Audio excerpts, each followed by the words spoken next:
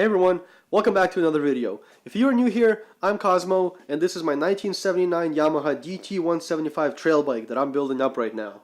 I do have the seat off and the gas tank off, but this bike is getting very close to completion. Hopefully you've seen the other videos, so you know that most of the work has already been done. It's just down to doing all the small stuff, you know, cabling, brakes, things like that. You know, I have to, secure the front plate, for example, really small stuff like that. But I'm gonna start chipping away at it, and I'm gonna get this thing done so I can ride before winter comes. But right now I'm going to focus on getting the throttle assembly all mounted up.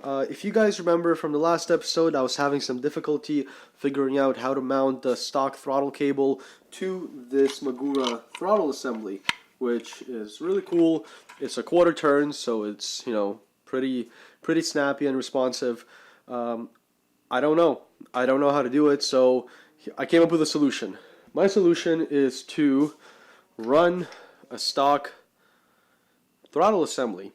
Now the issue with this is that it's got a run stop switch already, and I wanted to run my little kill switch right here because it's just a push button. It kills the bike, and it's all you need. Having a non-functional button on this thing and that one would look kind of silly. So I think what I'm going to do is try and wire up the run stop switch on this guy. The only bad thing about this switch is that it grounds the handlebars. I don't know if I like that or not. I don't like that. But I don't want it to look goofy, right? I don't want to have a non-functional switch just chilling there.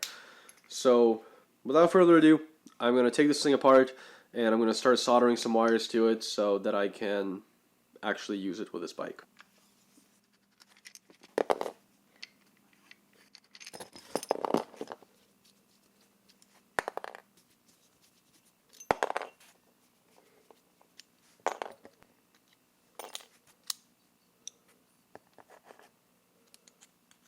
So this is the piece that I need to solder a wire to, and as you can see, it grounds to the switch itself, which is supposed to ground to the handlebars. Now I really hope that is the case, because if that is not the case, then every time I go to shut off the bike, I am basically going to get shocked, which will suck. And actually, if I can find the video, I'm going to put it here. It's just that, it's me getting shocked by DT400 while trying to shut it off. It's Patrick's DT400, you guys might have seen it on the channel, but nevertheless it sucked. So I don't want that to happen again. Hopefully this thing grounds to the handlebars and not just to me.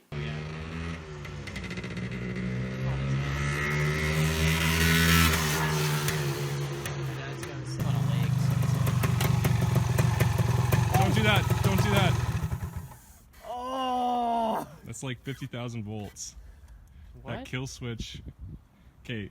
Maybe that's something you tell people before they try to shut your damn bike off. So Yamaha had this brilliant idea of using the metal as a ground on your bars as your ground. That's but great. Not on my bike. If you have bent bars and painted bars, you become the ground. I like how it still shut the bike off. Yeah, it's such a dumb mechanism. They should have run it through a relay. The kill switch can't ground. If you were wearing like rubber gloves, you couldn't kill the bike. It'll go through you before it'll go through the paint. But why? No, I know, but that's what I'm saying. So you have to wear like shockproof gloves. Your bike could theoretically, you could never kill it. Yes. So what That's such a fucking dumb design. What you do instead is just turn it off here. With the key. Yeah, with the key. So why don't you remove the kill That's switch? moronic.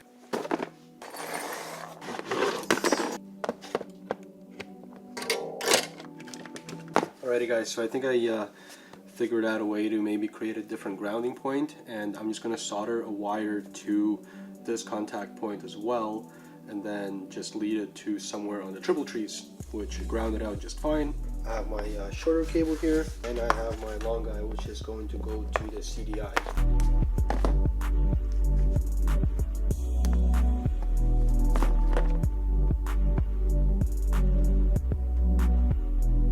This thing sucks.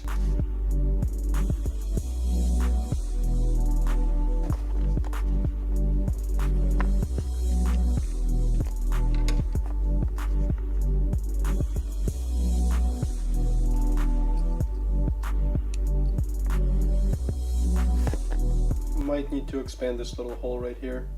Alrighty guys, I filed this out a little more, so now it can fit 2 wires, and now we can put this guy back in.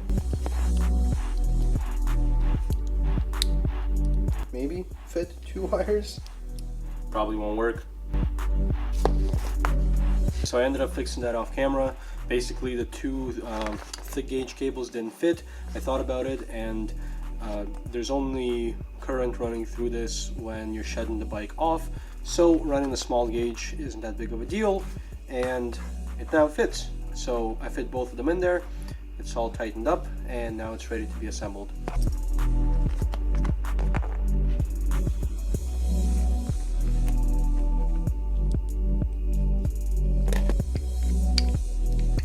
Throw the cable in there.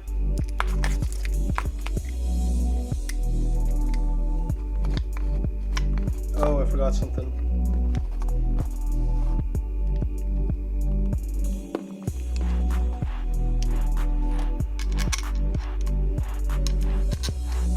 So now that the throttle assembly is basically assembled and ready to be put on the bike, I'm going to do that and hook it up to the carburetor, and then we'll finally have throttle.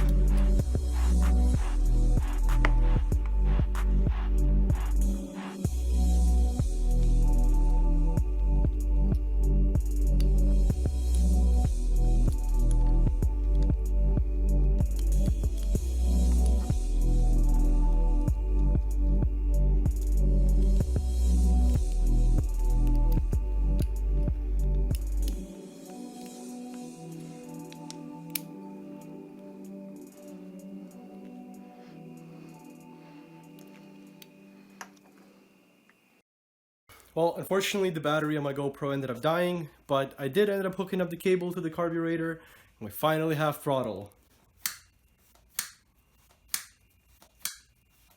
Beauty. Now I'm going to put the grip on, and let's start by putting the grip on.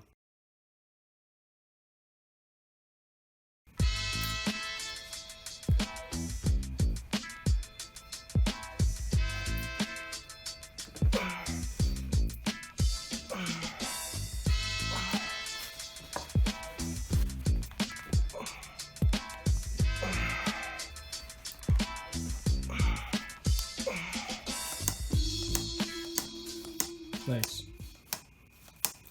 Now that that's on there, I can put the handguard on.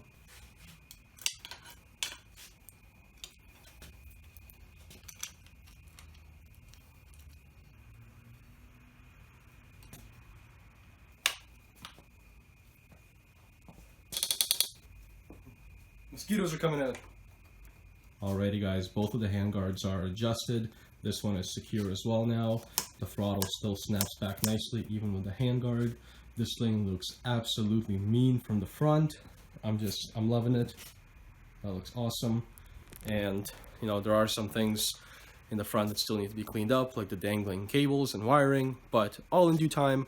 I think I am going to finish the video here, simply because it's getting late. I have work tomorrow, and unfortunately this did take me a long time to figure out. But it is what it is. At least it's done now. I hopefully have a working kill switch.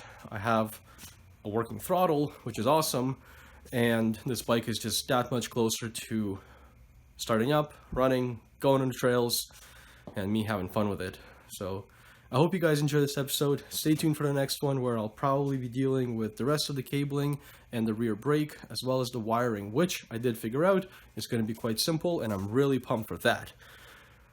Without further ado, thank you guys for watching once again, and I'll catch you in the next video.